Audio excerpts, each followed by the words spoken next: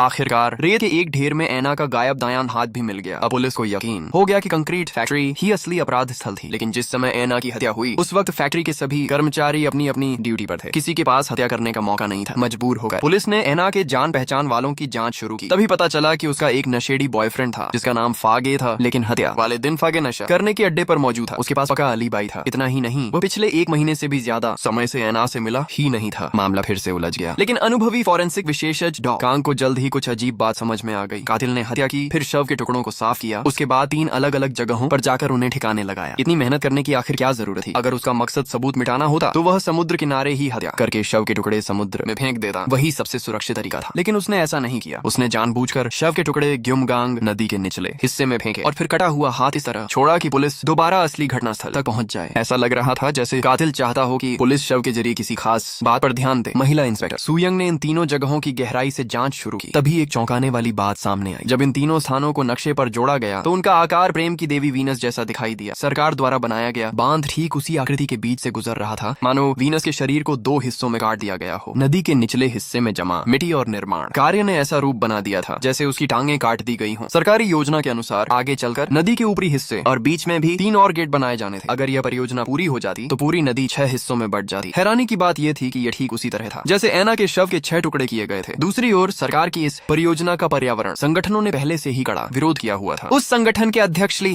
स्युंग हो ने तो कंक्रीट फैक्ट्री द्वारा नदी को प्रदूषित किए जाने के खिलाफ आई लव वीनस नाम की एक किताब भी लिखी थी। हत्या वाले दिन ली स्युंग हो अपने साथियों के साथ उसी फैक्ट्री में विरोध प्रदर्शन करने पहुंचा था, जिसकी वजह से फैक्ट्री लगभग 20 मिनट तक बंद रही और किसी की हत्या करने के लिए इतना समय काफी था। इतना ही नहीं, ली स्युंग हो बचपन में पोलियो का शिकार हुआ था, इसलिए वह लाठी के सहारे चलता था और उसके पैर में विकलांगता थी।